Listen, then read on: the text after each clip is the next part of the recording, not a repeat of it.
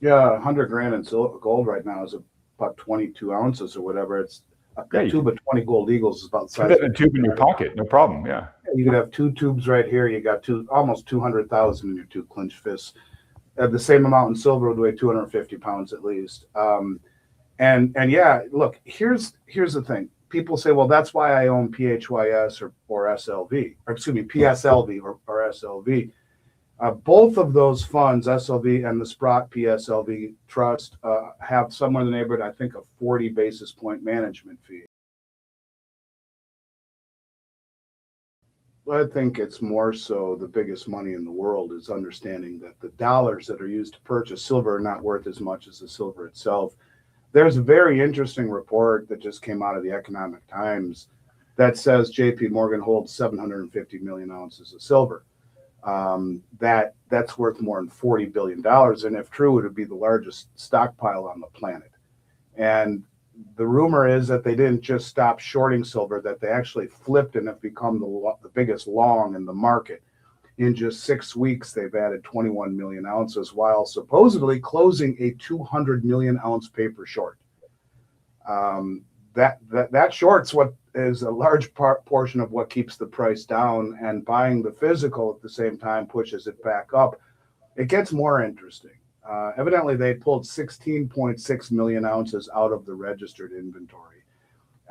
In COMEX, there's registered; those are the bars that back the contracts, and eligible. We have 9 Brinks facilities. One is JFK, New York. It's a COMEX facility. If you own 1,000 ounce bars in our program at JFK Brinks, it's eligible. Eligible to be moved to registered. Not being moved to registered unless you say so, but they're bars that are not for sale. So, anyways, the 16.6 million ounces came out of registered and left COMEX. Goodbye. They ain't never coming back. Never. And then there's something I never heard of.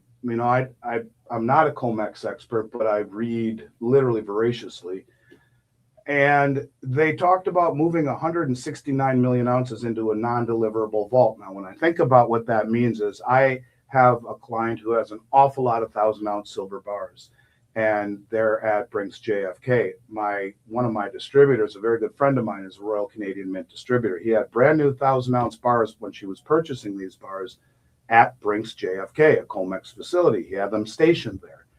And I said to him, can you just have them moved instead to Salt Lake City? He said, you don't want to do that. I said, well, why not? He says, because it's not a COMEX facility. I said, but what does it matter? I said, if it's in a Brinks facility in New York, gets loaded onto a Brinks truck, gets moved to Brinks JFK, Brinks Salt Lake City, never leaves the ecosystem. What the hell does it matter? He says, because it left the Brinks ecosystem. It didn't, the COMEX ecosystem. It didn't leave the Brinks ecosystem. Anyways, they say that 169 million ounces were moved into non-deliverable vaults. That means that it still exists on paper, but has been legally removed from the delivery system and can't be used for settlement unless re-registered. So this is metal being removed from the delivery pool. This isn't defensive posturing. And you talk about a major shift. You have the biggest short now flip-flopping to the biggest long. Yeah. Now, furthering what you were talking about, if you don't mind, I'll simply say that the deliveries have been off the charts non-stop. And I've been screaming about this for the last 13 months. In just the first 12 days of the December contract, now I haven't looked over the last 2 days as I have been in meetings and doing other things, but the first 12 days, we saw 58 million ounces of silver delivered and almost 3 million ounces of gold. Of course, contracts are being issued all day, every day.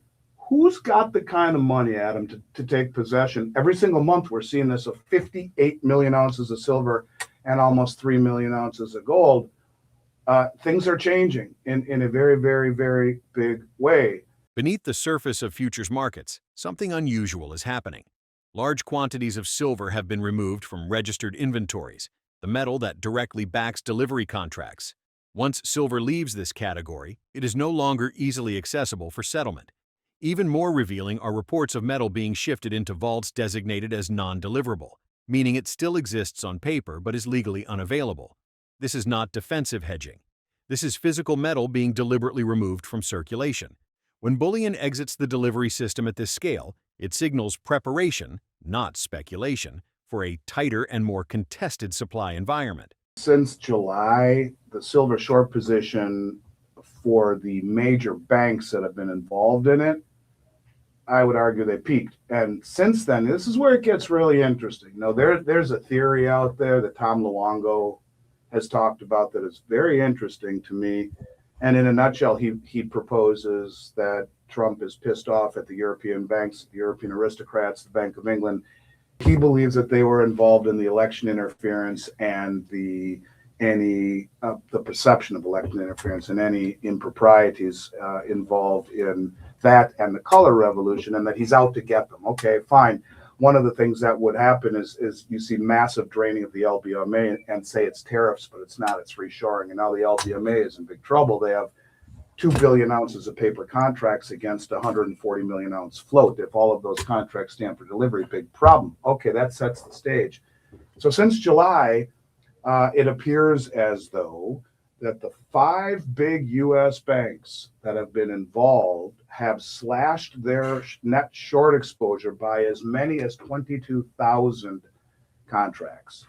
And so in essence, what they're basically saying about this is that through November and December, it appears largely, if not entirely, that the U.S. banks, these 5 banks, are almost entirely out of their silver short, leaving the foreign banks, the 3 big foreign banks and other commercials with the majority, if not all of the remaining exposure. And that's the big issue here, is who's going to be left holding the bag. The U.S. banks, see, the way that it normally works is you short in New York and drive down the price. You go long in London to offset, but it doesn't affect the price. So they told all of their cohorts, yeah, we got to cover, there's tariffs, ship it back. All this metal's been coming back. It's not tariffs, it's reshoring. And the banks over there, they didn't do that. Some of them have, but there is a big short position that is being held by the European banks, if what I'm reading is correct, from very, very reliable sources. And some of it in that article that basically says that, yes, the majority of the U.S. banks are flipping to net long. And if that report is right, that J.P. Morgan, the biggest of them all, has flipped to net long, I mean, that speaks volumes about where the market is ultimately going. And then let's not forget that as of January 1, China is immediately, if not completely, shutting off exports. They are massively curtailing them, and any export that comes out after January 1 will have to have state trading license through Beijing.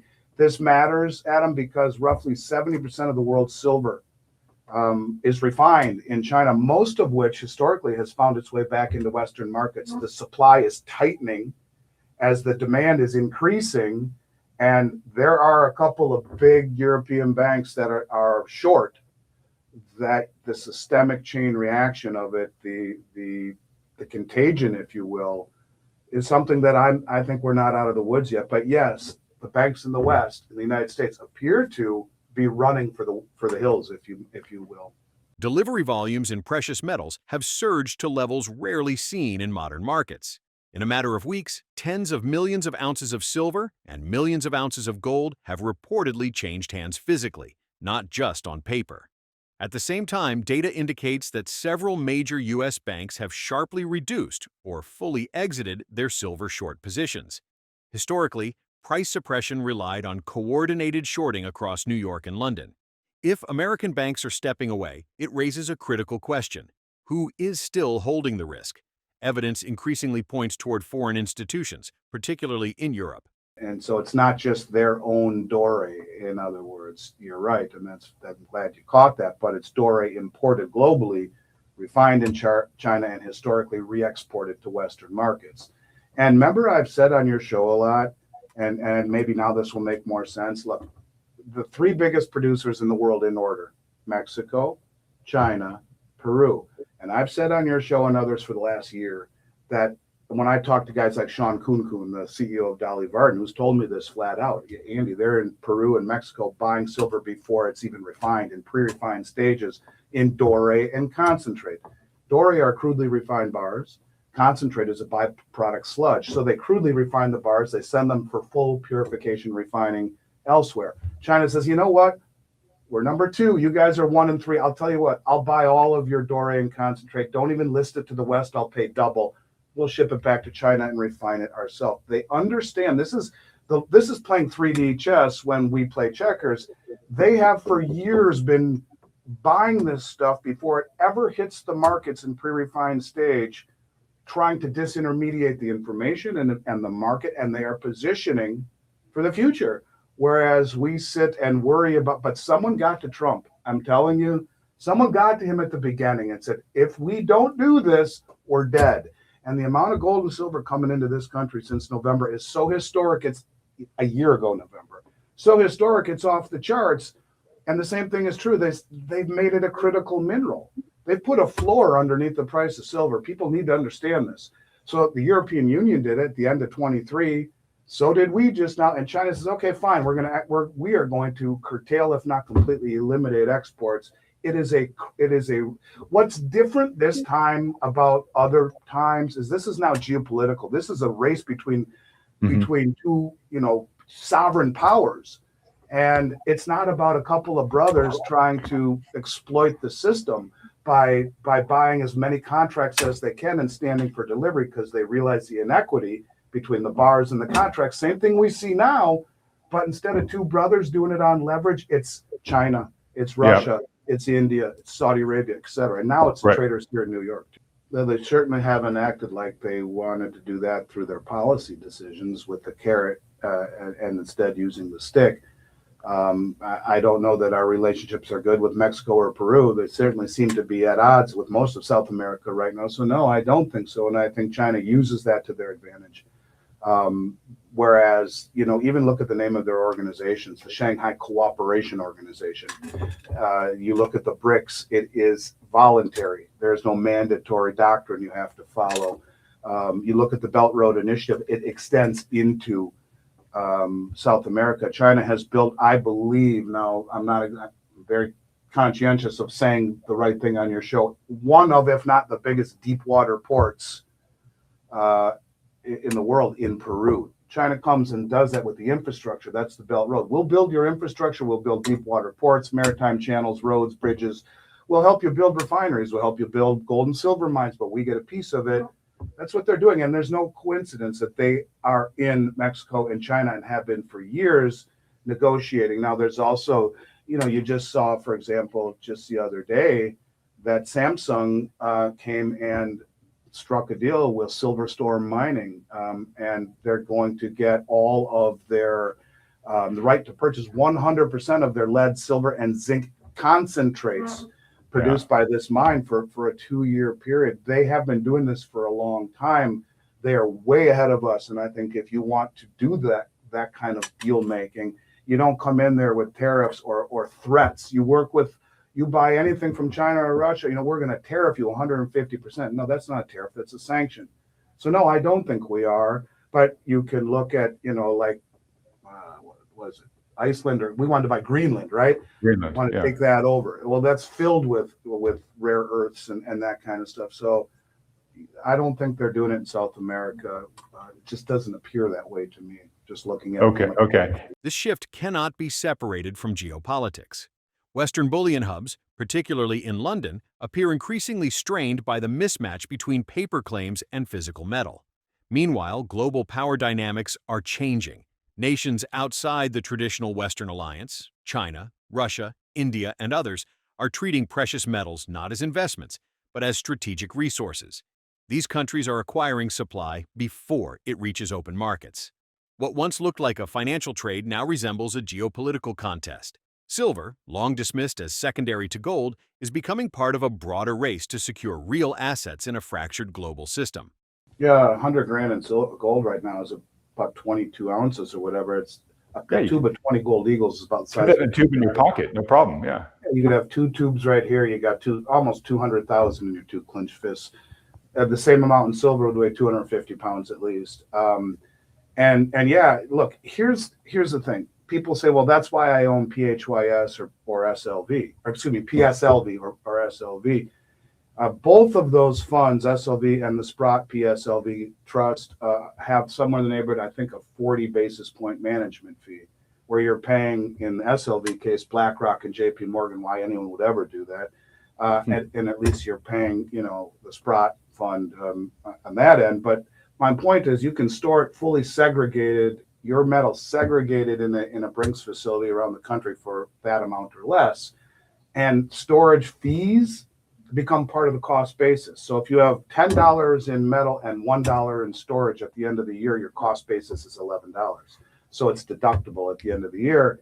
It's just a better way to own it. And if it becomes cumbersome, and for some people it is, then you store it in a vault at Brinks facility. And I've worked with Brinks for almost 20 years, never seen an ounce misplaced or raised my voice for 1 second. They're wonderful to work with, regimented and by the book and awesome.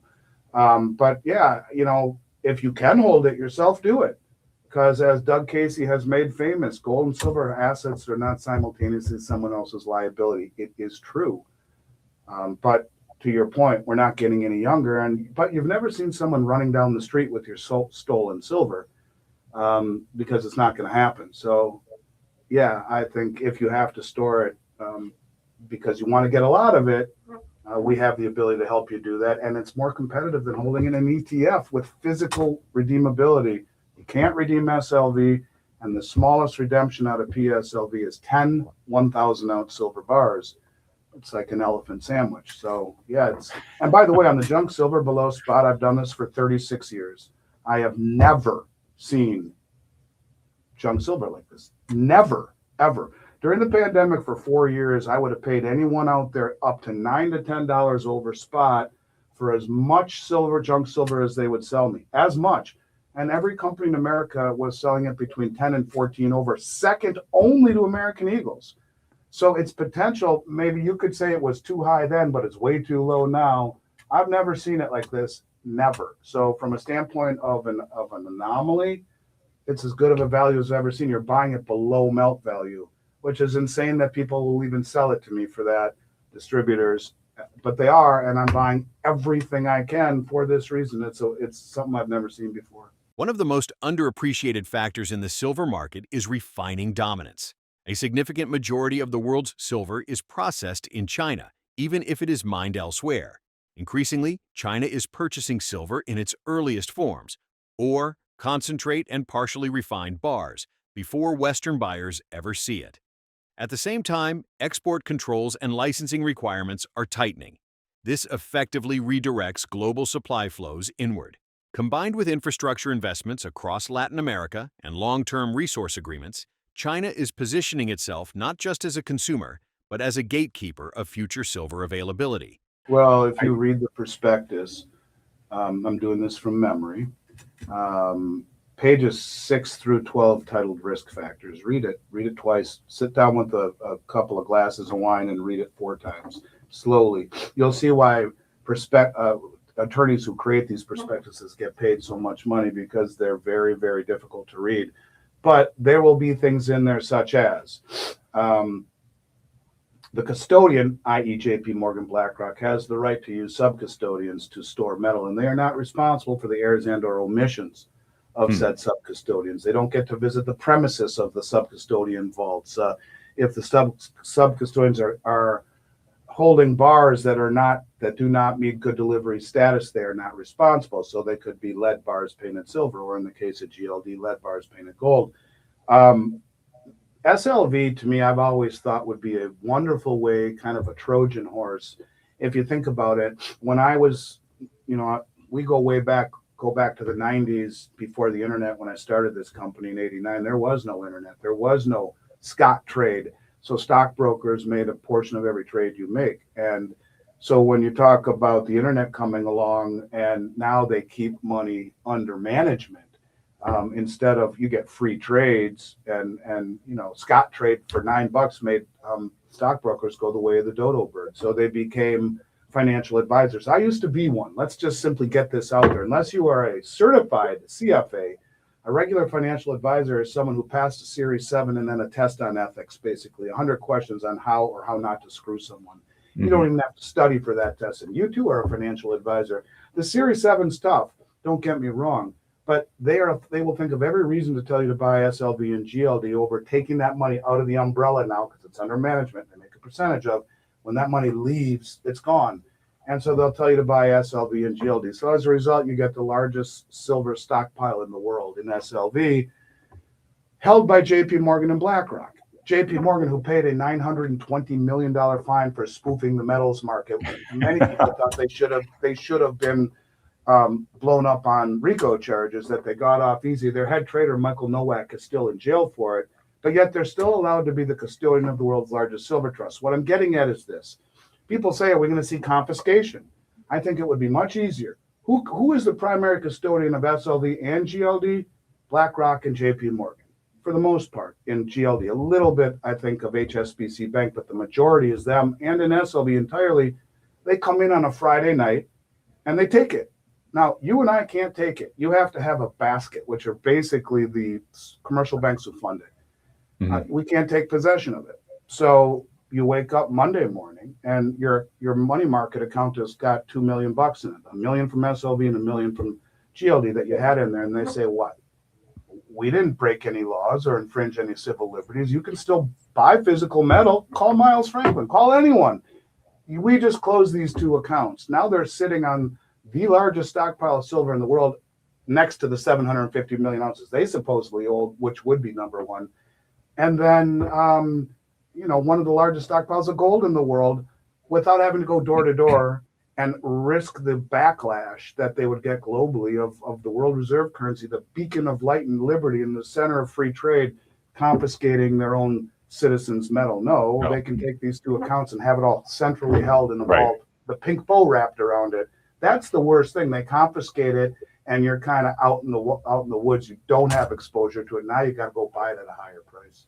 Right. Yeah, to me that's the confiscation risk, which is Willie Sutton. Why do you rob banks? That's where the money is, right? They're not going to go hunt down millions of people and try to get a couple ounces that they might be having in their households. They're just going to go to these big repositories. Patriotism isn't what it was in 1933, and most of the people who own metals probably believe in the Second Amendment, and it's not something they want to do. Whereas here, it's just held cleanly and neatly and easily, and the prospectus says you can't possess it anyway. So they do it, and it's just clean and easy. Go buy the real stuff. You're okay. That's in essence what they could do. To me, that's the threat. As silver becomes more strategic, how it is owned matters more than ever. Exchange-traded products offer convenience, but they also concentrate control in a few custodians and introduce counterparty risk. Physical metal held directly, or in fully segregated storage, exists outside that system. History shows that when governments intervene, they do so where assets are easiest to access and control. Large centralized pools are far more vulnerable than distributed private ownership. The core takeaway is simple. Silver is no longer just a price story. It is a sovereignty story, one shaped by supply, power, and who ultimately holds the metal.